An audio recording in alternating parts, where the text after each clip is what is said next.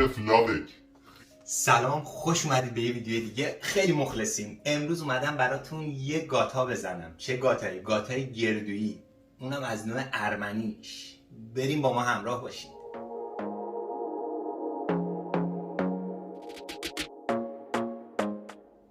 سه مرحله داره این گاتای ما. بریم برای اول. شیر یه لیوان 250 میلی لیتر به دمای اتاق رسیده، اصلا نباید سرد باشه. یه قاشق غذاخوری شکر به دمای اتاق رسیده باشه. 2 تا قاشق چایخوری پودر مایع خمیر. این 2 تا قاشق، اینا رو ما با هم میزنیم. کاملا شکر داخل مایعمون باید حل بشه و پودر مایع خمیرمون هم باید کاملا داخل شیرمون حل بشه. پودر مایع خمیر یه ذره بد حل داخل شیر، واسه همین که من میگم باید کاملا هم بزنیم، به خاطر چربی که داخل شیر هست. این پودر مایع خمیر یه ذره بد حل میشه، پس باید شما کاملا اینو هم بزنید که حل بشه. می‌بینیم که کاملا پودر مایع خمیرمون و شکرمون داخل شیر حل شد. شیر حتما باید به دمای اتاق رسیده باشه، ولرم باشه. ما میخوایم 8 قاشق آرد معمولی به این مایعمون اضافه کنیم. 8 قاشق غذاخوری. 8 اینو الکش میکنیم و این مایعمون رو دوباره هم میزنیم. خب مایعتون رو کاملا هم میزنید که این دونه های ریز آردم کاملا حل بشه توی مایعتون. به یه غلظتی به همچین چیزی میرسید، به تقریبا مایع پنکیک که میخوایم بزنید این غلظتش باید باشه، به این مایع میرسید. اینو که هم زدید کاملا سیلیکون محافظ غذا میکشید و میذارید کنار تا بقیه کار گاتامونو من بهتون بگم. پس این مایع آماده شد. برای چی این مایع رو اول درست کردیم؟ به خاطری که میخوایم اون پودر مایع خمیرمون به عمل بیاد. بریم برای مرحله دوم گاتامون که مرحله واقعا اعجاب انگیزه. خیلی باحاله. واقعا اعجاب انگیز نیست. مرحله دوم. لایکارم بزنید، ما خوشحال میشیم. دست قشنگرم بزنید. تشریف بیارید دومی بریم. 2 تا تخم مرغ، 2 تا تخم مرغتون به دمای اتاق رسیده باشه. اینو یادم رفت بهتون بگم.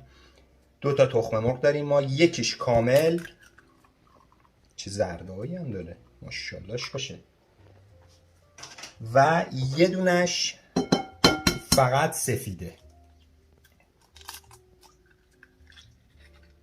زردشو واسه رومال میخوام. اینم از زرده جدا میذاریم. این پوست سرم هم بگیرم. 3 تا قاشق غذاخوری ما شکر به تخم مرغامون اضافه میکنیم. 1 2 3. نصف قاشق چایخوری نمک.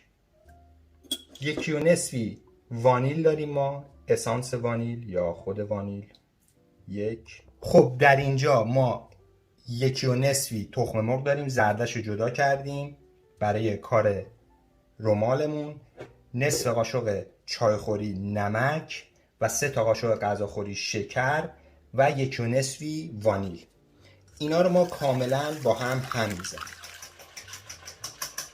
خب الان شکر کاملا داخل تخم مرغ. بعد اینکه شکر رو ما داخل تخم مرغ حل کردیم، ما نصف لیوان خامه ترش یا ماست پرچرب، میتونید از ماست پرچرب هم استفاده کنید اگه خامه ترش پیدا نکردید، به مایعمون اضافه میکنیم.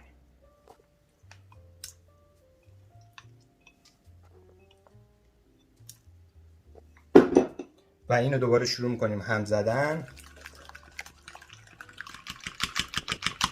این مرحله میبینید که خامه ترش ما با موادمون کاملا حل شد. الان تو این مرحله من میخوام مرحله اول با دوم رو قاطی کنم. و دوباره شروع میکنیم هم زدن. الان نوبت آرد اضافه کردنه. خب بریم برای مرحله سوم، اضافه کردن آرد به مایه اول و دوم که میشه 3 مرحله تا درست کردن خمیر که مهمترینش هم درست کردن خمیرشه. تقریبا 3 تا 4 لیوان ما آرد باید بریزیم داخل مایه‌مون. آردی که باید الک کنیم تا جایی پیش میریم که خمیرمون کاملا لطافتش رو داشته باشه و به دستم نچسبه. شروع میکنیم آرد اضافه کردن.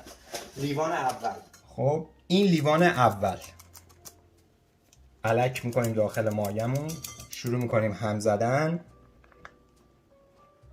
خب بریم برای ریختن لیوان دوم. الکش میکنیم و شروع میکنیم دوباره هم زدن. بریم برای اضافه کردن لیوان سوم. اینم لیوان سوم، الک میکنیم داخل مایه‌مون، دوباره شروع میکنیم هم زدن. میبینیم که خمیرمون داره کم کم صفر میشه. بریم برای اضافه کردن لیوان چهارم، ولی کمی با حوصله. لیوان چهارم من از نصف شروع میکنم، یعنی نصف لیوان من اول میریزم.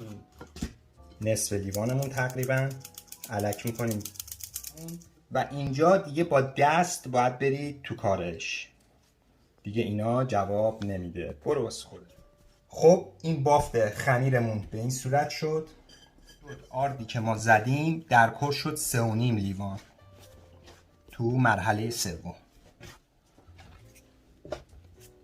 خمیرمون رو که کاملا ورز دادیم، مطمئن شدیم تمام آردا به خورد خمیرمون رفت. خب خمیر من تمام آردا رو جذب کرد. الان من میخوام اینجا 150 گرم کره آب شده به خمیرم کم کم اضافه کنم. بریم برای اضافه کردن کره آب شده.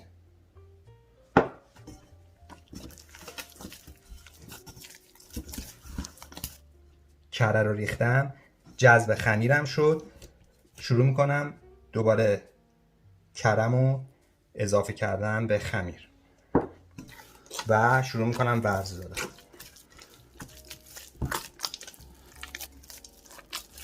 مرحله آخر کره اضافه کردن و دوباره ورز دادن. الان میبینیم که بافت خمیر ما کاملا نرم شده، تمام کره ها رفته به خورد خمیرمون و اینو میکشیمش بیرون توی میزمون و شروع میکنیم دوباره ورز دادن. بافت خمیرتون ببینید کاملا نرمه و اصلا هم به دست نمیچسبه. تقریبا 8 تا 10 دقیقه باید خمیرتون ورز بخوره و کاملا ورزش بدید تا یه خمیر خوب عالی به شما بده.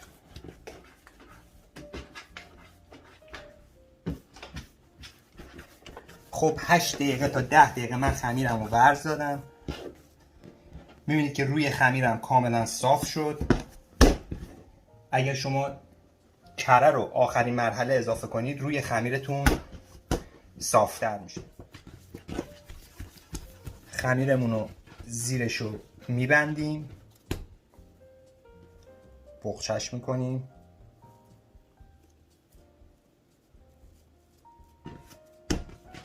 و این بغلاشو میدیم بره تو و میذاریم داخل ظرف.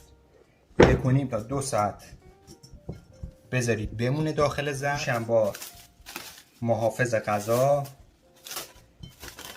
میپوشونید که هوا داخلش نره و خوش نشه. خمیرتون رو 1.5 تا 2 ساعت میذارید داخل حالا آشپزخونه یا هر جایی که هوای محیط باشه، زیاد گرم نباشه زیاد سرد نباشه، میذارید تا خمیرتون عمل بیاد.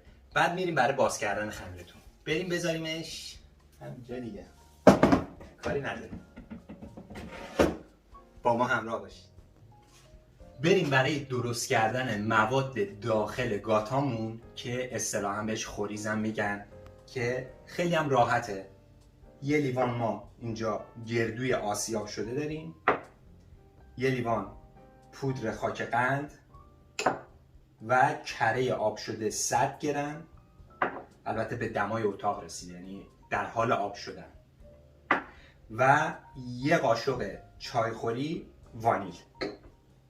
اینا رو ما با هم قاطی میکنیم، میریزیم لای گاتا، برمیداره میره و همین راحت. بریم یه لیوان خاک قند، یه لیوان گردوی آسیاب شده، کره به دمای محیط رسیده در حال آب شدن، ببینید نرم کره، یه قاشق چایخوری، البته میتونید اینم نریزید ولی من میریزم، وانیل. اینو شروع میکنیم ما هم زدن. خب این 4 تا موادی که من با هم قاطی کردم، گردو یه لیوان، پودر قند یه لیوان و کره 100 گرم و وانیل یه قاشق چایخوری، یه همچین مایه‌ای به شما میده که این میشه مایه داخل گاتامون یا همون اصطلاحاً خوریز بهش میگن. الان ما میریم خمیرمون که 1.5 تا 2 ساعت استراحت کرده ور میداریم میاریم و کارش انجام بدیم دیگه. یه گاتین خوشمزه بخوریم امروز، خیلی وقت درست نکردیم، بریم بیاریم درست کنیم حالش رو. خمیر ما بعد 1.5 تا 2 ساعت به این اندازه رسید. من 10 دقیقه قبل از اینکه خمیرمو بیارم باز کنم میذارمش داخل یخچال یه ذره خودشو بگیره که کار کردن باهاش راحت تر بشه. خمیرمونو میاریم روی میز کار. این خمیر برای 2 تا گاتا من استفاده میکنم، البته بستگی داره که شما چند تا گاتا بخواید بزنید. این 2 تا خمیر برای 2 تا گاتا. این خمیر رو من گردش میکنم و آمادهش میکنم برای باز کردن.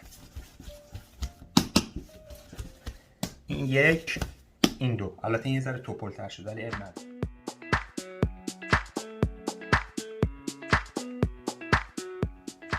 بریم برای باز کردن خمیر گاتامون. آرد میپاشیم روی میز کارمون، خمیرمون رو به 2 قسمت مساوی تقسیم میکنیم و به صورت گرد بازش میکنیم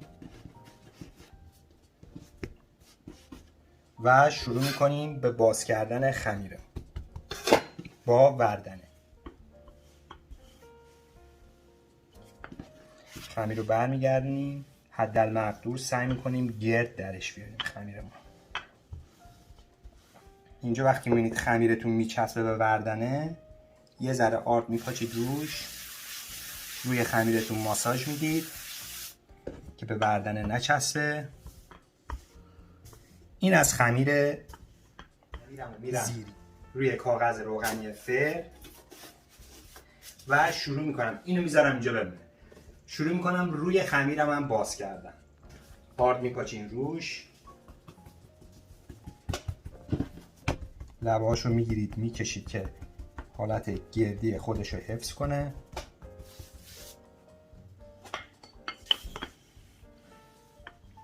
خمیر رو که من دارم الان با وردن بازش میکنم، یه ذره ضخامتش رو بیشتر میگیرم از خمیر زیر که موقعی که شما میخواید باش کار کنید سوراخ نشه. اینم از خمیر رو. خمیر زیر رو میاریم اینجا، مایتون رو که از قبل درست کردید میریزید وسط خمیرتون که همون خوریز کارتون. خب خوریزمون رو ما میبینیم باز کردیم. حالا میریم برای پهن کردن خمیر لایه رو. به همین راحتی میگیریم میکشیم لبه ها به هم برسه و دوخت بزنیم. این خمیر خیلی حساسه، فقط مواظب باشید پاره نشه. سعی کنید لبه ها رو بکشید بیاد روی خمیر زیری، بکش بیاد روی خمیر زیری و برای محکم کاری که سوراخ نشه اینجوری پرسش میکنیم. بریم برای برش نهاییش که این لب کارمون ما میخوایم قشنگ. میخواید میتونید به این صورت لبه هاشو جمع کنید، شستتون رو میگیرید میارید بالا میبرید روی خمیرتون. برای درست کردن مایه روش که خیلی خوش رنگ بشه و حالت خوشگلی بگیره این گاتای ما، من یه ذره تخم مرغ که از همون اول جدا کرده بودم، نوک قاشق چایخوری یا غذاخوری خیلی کوچیک ماست و یک ذره که بوی تخم مرغ نگیره وانیل. من اینا رو با یه فرچه قاطی میکنم.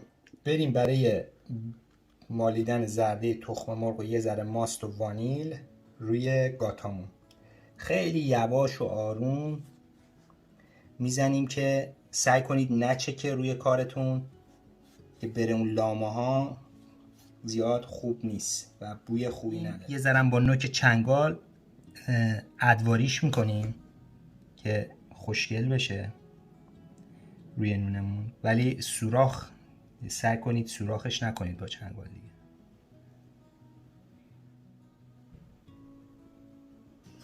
و در آخر یه دونه از این خلالای دندون یا خلال یه چیز نوک‌تیز شروع کنید سوراخ کردن خمیرتون که پف نکنه، خمیرتون زیاد بیاد بالا و کارتون خراب بشه.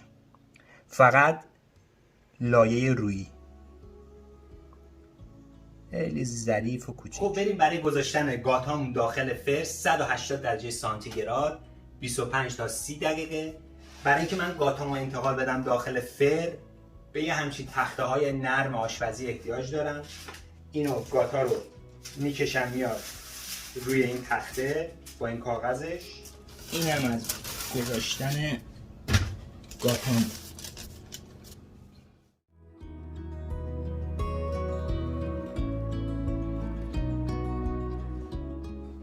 خانم آقایون، در قسمت 5 دقیقه آخر من کره و عسل آب کردم میمالم روش که هم خوش رنگ ترش میکنه هم لذیذتر.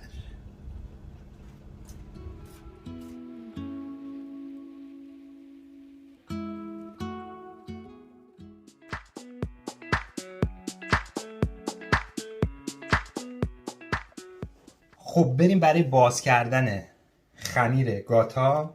یه خمیر بسیار لطیف آرد میپاچیم روی میز کارمون، خمیر رو میندازیم و همینجوری با دست کم کم شروع میکنیم باز کردنش. خب این خمیر رو میبینید که من باز کردم، تقریبا قطرش نیم سانته. لبه هاشو یه ذره من بیشتر باز میکنم و پرس میکنم که میخوایم به هم بدوزیمش، یه ذره باز قطرش کمتر بشه. این از این.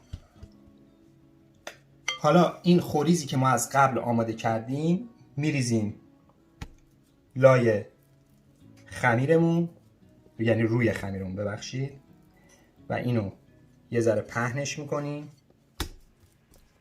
این خمیر چون که یه ذره بزرگتر بود من خوریزش رو بیشتر میگیرم و اینو ما به صورت بقچه شروع میکنیم جمع کردن. این لبه هاش رو سعی کنید بدید بیرون جمع میکنید و اینا رو به هم بدوزید. الان کاملا من اینو دوختم. یه کاغذ روغنی میارم، اینو برش میگردونم روی کاغذ روغنی. کار ما گارانتی داره. شروع میکنیم با وردنه اینو باز کرد. اندازه کلفتی و نازکیش هم سلیقه‌ایه. تخم مرغش رو بزنیم و آمادش کنیم بره داخل فرن.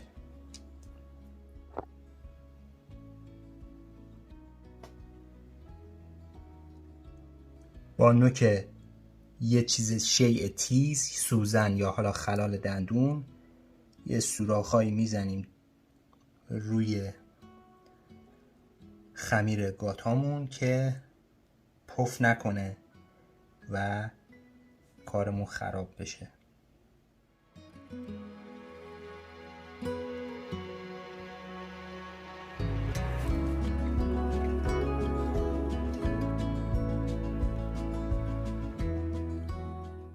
اینم از گاتاهای خوشمزه ما. واقعا خوشگل شد. یه مدل 2 خمیره باز کردیم، یه مدل تک خمیره. هر جفتش هم عالی و خوشمزه برای مزه کردن گاتاهای خوشمزه‌مون. به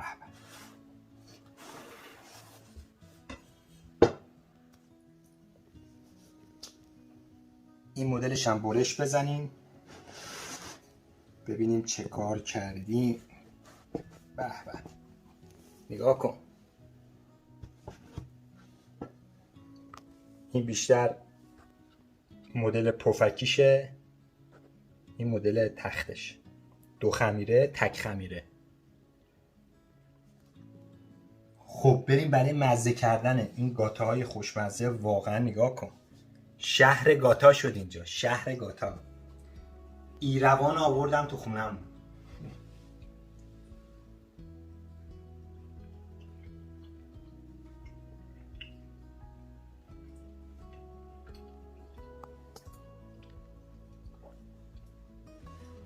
واقعا خوشمزه شده. اینو در کنار یه قهوه ارمنی، دلتون نخواد، بخورید و لذت ببرید. حتما تو خونه هاتون درست کنید، حالشو ببرید. امیدوارم که ویدیو ما رو دوست داشته باشید. لایک و سابسکرایب هم یادتون نره. تا برنامه بعدی هم خدا نگهدار.